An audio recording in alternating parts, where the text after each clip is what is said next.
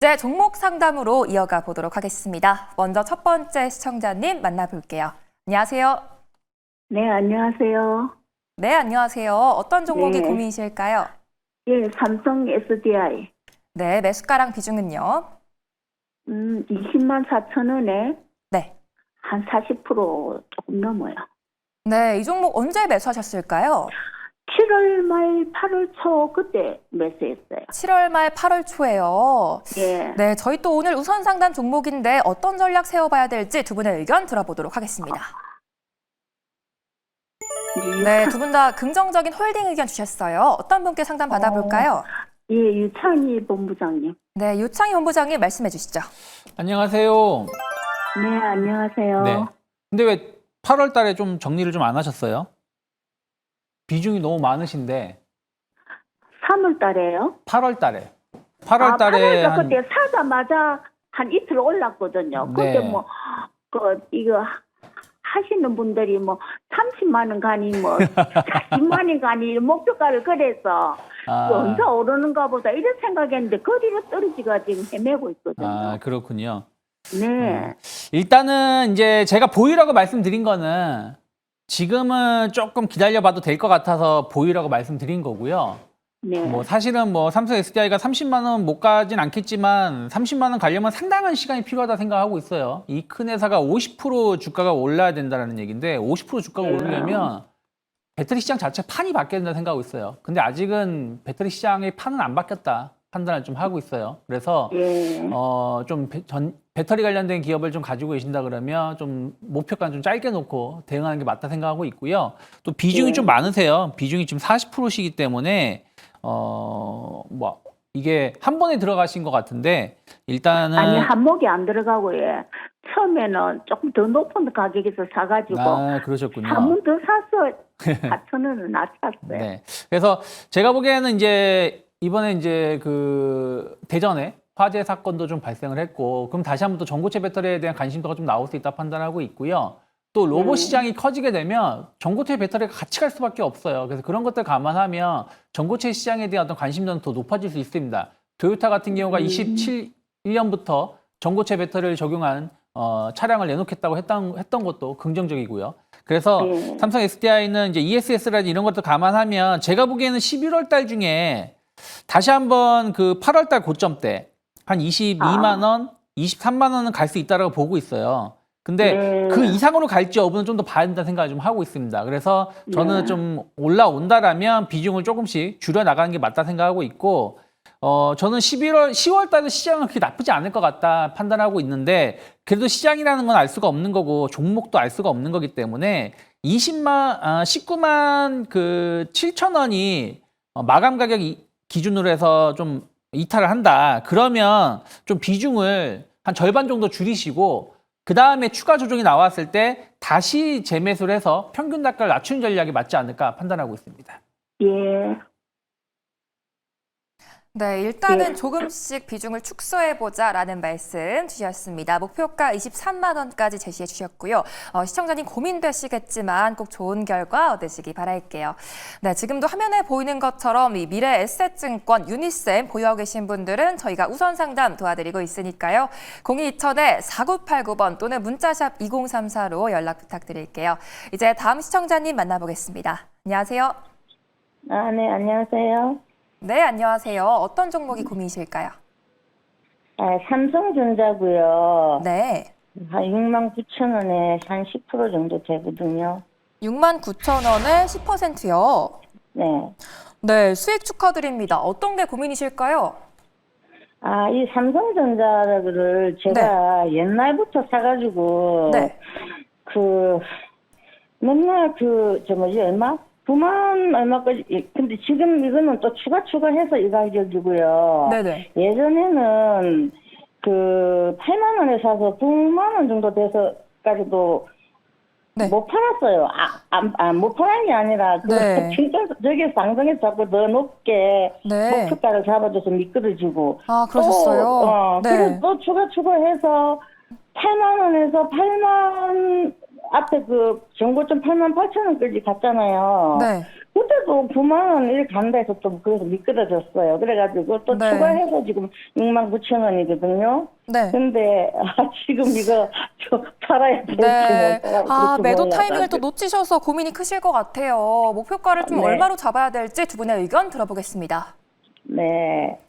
네, 일단은 보유 의견 주셨습니다. 어떤 분께 여쭤볼까요? 강유정 대표님요. 네, 곽유정 대표님 삼성전자 목표가 말씀해 주시죠. 목표가 저는 올해는 그러니까 적어도 내년 연초까지는 10만 전자 진입 가능성도 보셔도 괜찮다 이렇게 말씀드리고 싶고요. 제가 매일경제 TV 나올 때마다 항상 SK 하이닉스냐 이제 삼성전자냐 요 부분에 대해서 삼성전자가 올해는 이제 SK 하이닉스보다 좀 더 계속 이제 부각이 될 가능성이 높고 이제 내년 기점으로 해서 2027년도경에는 이 HBM 시장 점유율에 있어서도 삼성전자가 SK 하이닉스의 시장 점유율을 상당 부분 따라잡게 될 가능성이 높기 때문에 삼성전자의 1위 탈환을 고려해 본다면 삼성전자가 올해는 이제 반도체의 주인공이 될 가능성이 높다 이런 말씀을 계속해서 드려왔거든요. 그래서 우리 시청자분이 계속해서 목표가도 놓치시고 그 매도 타이밍을 좀 많이 놓치시기 때문에 계속 불안해 하시는 것 같은데 업황 사이클을 제대로 한번 타보시라고 말씀을 드리고 싶고요. 지금 어차피 또 수익 중이시잖아요. 그렇기 때문에 이거 내가 또 매도 타이밍 지난번에 이제 9만 원 찍었을 때 이거 놓친 거 아니야? 이런 이제 불안감이 있으신 것 같아요. 근데 제가 봤을 때는 어차피 지금 수익 중이시기도 하고 물 타고 이제 비중 10% 정도이신 건데 비중도 상당히 낮은 편에 속한다고 저는 생각하고 있거든요. 삼성전자 한 2%를요. 네. 12% 정도에서 한 2%를 77,000원에 팔았어요. 그러셨구나. 네. 혹시 뭐 현금 여력 더 되시거나 하시면 비중 뭐 5% 정도 조금 더 쉽게 되면은 비중 저는 최대 20% 정도도 긍정적으로 바라보고 있습니다. 왜냐하면 올해 이제 삼성전자가 이제 엔비디아 HBM3 12단 그 품질 인증을 이제 통과가 됐잖아요. 그래서 이제 10월 달부터 이제 본격적인 납품이 시작될 텐데 물론 이제 내년 이제 HBM3 판매를 따졌을 때는 가격이 좀 내려가게 될 겁니다. 대신에 이제 HBM4에 있어서 삼성전자가 지금 계속 좀 사활을 걸고 있는 상황이잖아요. 그래서 이번에 엔비디아의 HBM3 12단 퀄테스트 통과가 결국에는 삼성전자의 어떻게 보면은 기술력 이런 부분들이 다시금 시장에서 이제 인증을 하기 시작했다 이렇게 볼 수가 있기 때문에 HBM4에서 이제 수익성이 가시화가 될 가능성이 높고요. 그리고 이제 엔비디아에서 만들고 있는 이 AI 가속기 칩 중국용으로도 이제 또 판매를 하려면 GDDR7이라고 해서 최신식 또 이제 이 관련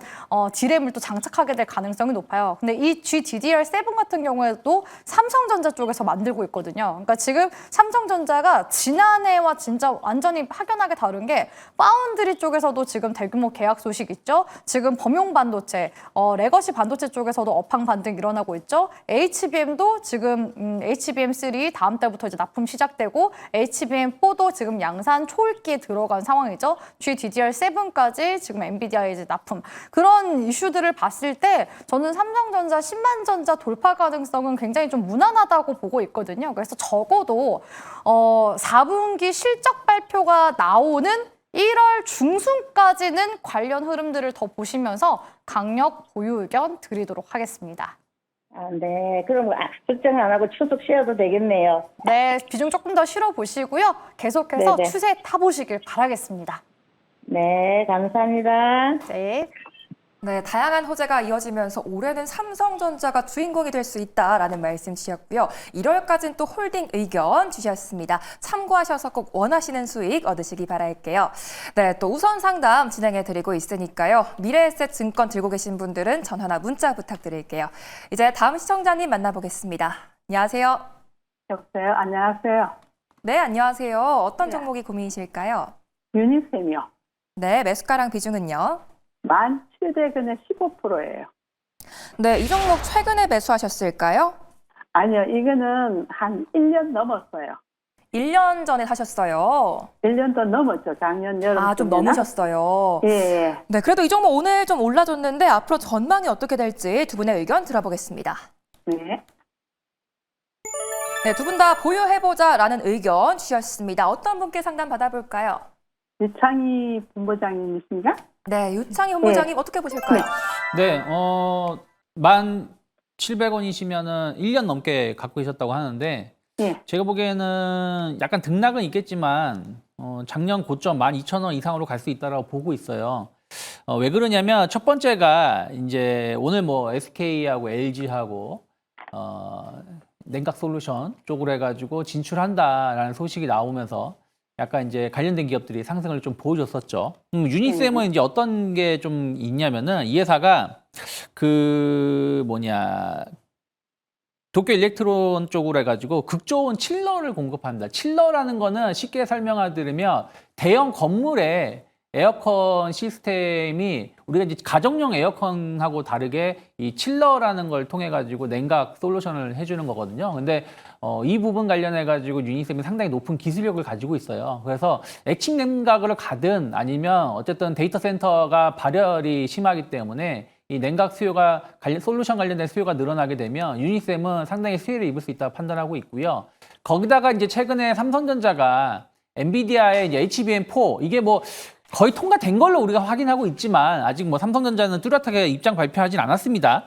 근데 삼성전자가 그동안 엔비디아에 이제 HBM을 공급하지 못했던 것은 발열 문제였거든요. 그러니까 하이닉스보다 발열이 심해가지고 엔비디아에서 야 니들 거 못 쓰겠다 하면서 그동안 이게 채택이 못 된 건데 이번에 이제 삼성전자가 그 부분을 좀 해소를 했다라고 해요. 그런데 이건 이제 거기 관련돼서 새로운 기술을 좀 적용했다고 하는데 이게 유니셈 기술이 적용됐을 가능성이 높다라고 지금 시장에서는 평가를 좀 받고 있습니다. 그래서 삼성전자가 HBM4를 수주했다, 테스트 통과했다라고 하면서 주가가 많이 올라온 게 유니셈이에요. 그렇기 때문에 그러한 부분들이 앞으로 주가 상승을 좀 더 일으킬 수 있는 부분들이 아닐까 판단을 좀 하고 있습니다. 거기다가 이제 차세대 친환경 칠러, CO2 칠러를 개발하는 데 성공을 좀 했어요. 그래서 이런 것들 감안하면 유니셈은 충분히 전 더 올라갈 수 있다고 판단하고 있어요. 제일 좀 위험했었던 구간이 언제였냐면은 지난 이제 9월 15일에 대량의 거래가 나왔었는데 윗꼬리가 좀 나왔었던 날이 있었거든요.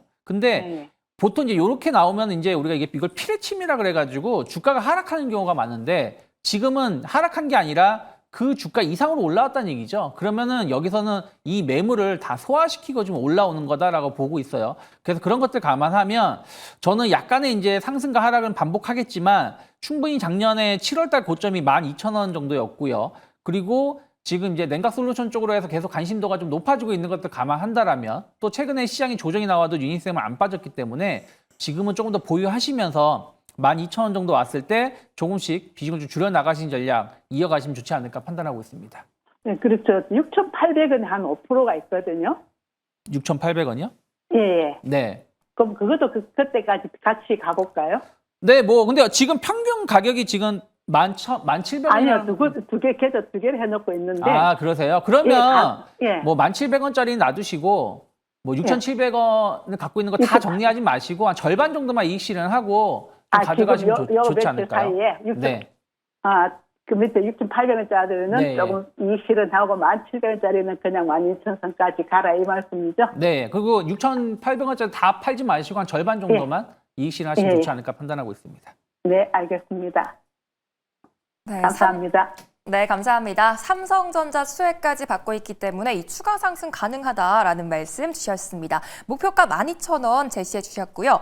고민이 좀 해결되셨기 바랄게요. 내 종목도 종목 상담이 필요하다 하시는 분들은 화면에 보이는 번호로 지금 바로 연락 주시면 되겠습니다.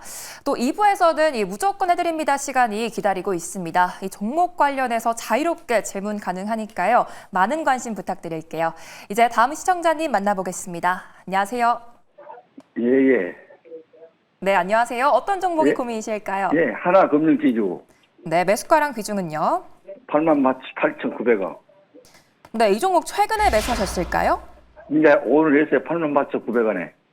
오늘 이익 하셨어요. 예. 네, 오늘 금융주들이 또 떠올랐는데 이번 주 전망이 어떻게 될지 두 분의 의견 들어보겠습니다. 네, 두 분 다 보유 의견 주셨어요. 어떤 분께 전략 들어볼까요? 야, 얼마나 올라갈 거가 물어봤습니다. 네, 얼마나 더 올라갈 수 있을지 어떤 분께 여쭤볼까요? 네, 유창희 본부장, 곽유정 대표 계십니다. 예, 두 분 다 예, 훌륭하신데, 곽유정 대표. 네, 곽유정 대표님 말씀해 주시죠. 네, 하나금융지주 좋습니다. 오늘 이제 지주사 관련 종목들 전반적으로 분위기가 좋았었는데요. 앞서서 예, 예. 유창희 본부장님이 지주사 관련해서 설명 정말 자세히 또 해주시기도 하셨거든요. 금반지 기억에 굉장히 남는데 일단은 지주사 관련해서는 지금 3차 상법 개정안이 더더욱 이제 강력해질 것으로 지금 기대가 되고 이번 이제 정기 국회에서 통과 가능성이 굉장히 또 높은 시점이기 때문에 예. 일단은 시장이 또 올라가고 있는 중이잖아요. 그래서 예. 시장 상승과 함께 같이 동반해서 움직임 추가적으로 나올 가능성 높다고 보고 있습니다. 그래서 아마 오늘 이제 지주사 종목들 중에서도 하나금융 지주가 단기 눌림목 구간에 있어서 이제 공략을 하신 것 같아요. 제가 보니까 이런 이제 구간대에서 공략도 하시는 분들은 주식 경력이 또 어느 정도 있으신 분들이 또 이런 구간대를 또 공략하시는 분들 많이 봤거든요. 그래서 목표가가 더 이제 궁금하신 게 아닌가라는 생각이 드는데요. 일단은 기술적으로 대응하시는 것도 굉장히 좀 중요합니다. 그리고 비중을 20% 정도 들어가셨는데 지주사 관련 종목들이 사실 지난해는 이제 밸류업 프로그램으로 인해서 상승세 한 차례 나와주고 그리고 이제 대선 이후로 또 강한 또 랠리 흐름이 나타나줬거든요. 그렇기 때문에 어떻게 보면 올라가고 있는 중이라서 저는 적정 비중은 한 10% 정도로 좀 말씀을 드리고 싶고요.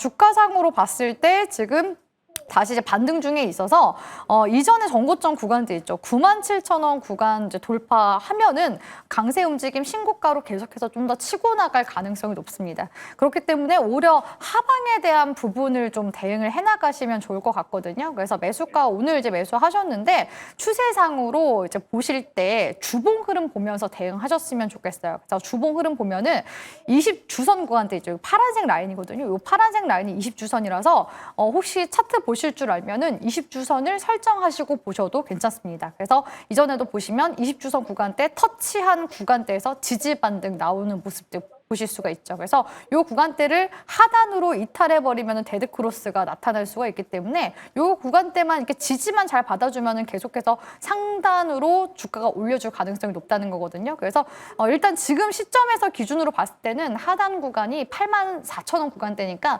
84,000원 깨지만 않는다면 일단은 지속적인 보유해보시면서 전고점 97,000원대 돌파하는지까지도 같이 보면서 대응해 보시길 바라겠습니다. 감사합니다. 네, 적정 비중 10% 제시해 주셨고요. 이 하방에 대한 대응이 필요하다라는 말씀까지 주셨습니다. 잘 참고해 보시기 바랄게요. 이제 다음 시청자님 만나보겠습니다. 안녕하세요. 네, 시청자님 안녕하세요. 여보세요? 예, 안녕하세요. 네, 안녕하세요. 어떤 종목이 고민이실까요? 네이버요. 네이버요. 매수가랑 비중은요?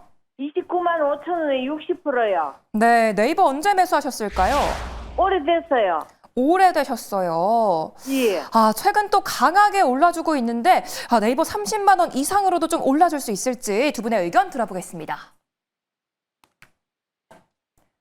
네, 두 분 다 긍정적으로 홀딩 의견 주셨어요. 어떤 분께 말씀 들어볼까요? 유창희 본부장님요. 네, 유창희 본부장님 네이버 어떻게 보실까요? 네, 뭐 이게 지난번에 매수하신 건가요? 오래됐어요. 예전에 매수하신 거군요. 예. 네. 지난번에는 이제 스테이블 코인에 대한 어떤 기대감, 그리고 이제 그 관계자가 이제 정부 AI 부로 이제 가면서 주가가 좀 올라왔다가 이제 이슈가 소멸하면서 조정이 나왔고, 최근에는 아시다시피 이제 지난주에 두나무가 네이버 파이낸셜하고 합병한다고 하면서 주가가 올라왔습니다. 오늘도 한 7% 올라왔고요. 두나무의 이제 시장 가치가 한 40조 정도로, 그러니까 나스닥에 상장을 한다고 했을 때 한 40조 원까지도 예상을 좀 하고 있어요. 지금 네이버의 시가총액이 한 40조인데, 그럼 네이버 같은 회사가 나스닥에 상장을 하는 것이죠. 근데 그럼 두나무는 왜 단독 상장을 하지 않고 네이버 파이낸셜하고 합병을 하면서 우회 상장이라기보다는 이제 나스닥 상장을 준비하느냐 하면은, 두나무는 어떻게 보면 이제 가상화폐만 딱 거래를 하는 거다 보니까 약간은 가상화폐만 거래하는 거에 대해서 약간 불안감이 좀 있을 수 있다고 생각하고 있어요. 근데 네이버 파이낸셜하고 합병을 하게 된다라면 약간 금융 관련돼서 금융 플랫폼 관련돼서 사업을 하는 거기 때문에 아무래도 상장하는데 조금 더 수월해질 수 있는 부분들이 좀 있죠. 그래서 그런 것들에 대한 어떤 기대감이 나오고 있고 또 하나가 이제 그러면 이제 가상화폐 거래소하고 또 이제 스테이블 코인 관련돼서 네이버가 시장을 좀 선도할 수 있다, 선점할 수 있다는 어떤 기대감들. 그러니까 기존에는 원래는 카카오가 이 시장을 좀 빠르게 선점할 수 있다라는 기대감이 좀 있었는데 네이버가 그것을 좀 자리를 꿰차면서 최근 3일 동안 주가가 상당히 많이 올라왔습니다. 저는 지금은 기다리는 게 맞다 생각하고 있어요. 충분히 두나무 인수 효과는 지금이 중요한 게 아니라 앞으로 더 커질 가능성이 높다라고 좀 판단을 좀 하고 있거든요. 그래서 약간 조정은 나온다고 하더라도 충분히 30만 원 이상으로 갈 수 있는 발판을 좀 마련하고 있다라고 좀 판단을 좀 하고 있어요. 그래서 그런 것들 감안하면 저는 29만 원, 그러니까 거의 1년 넘게 29만 원대면 거의 이제 2년 넘는 거죠. 3년 가까이를 갖고 계시는 건데 3년 가까이 갖고 계셨는데 15만 원 갈 때도 안 팔았는데 이제 매수가 오고 있는데 판다라는 거는 조금은 아니지 않을까? 그래서 30만 원 이상 갈 수 있다는 생각으로 더 끌고 가신 전략. 또 30만 원 왔다고 해서 한 번에 다 팔기보다는 조금 더 가지고 계시는 게 맞지 않을까 판단하고 있습니다. 네, 앞으로 스테이블 코인 시장을 선점할 수 있기 때문에 30만 원 이상까지도 상방 열려 있다라는 말씀 주셨습니다. 꼭 원하시는 수익 얻으시기 바랄게요.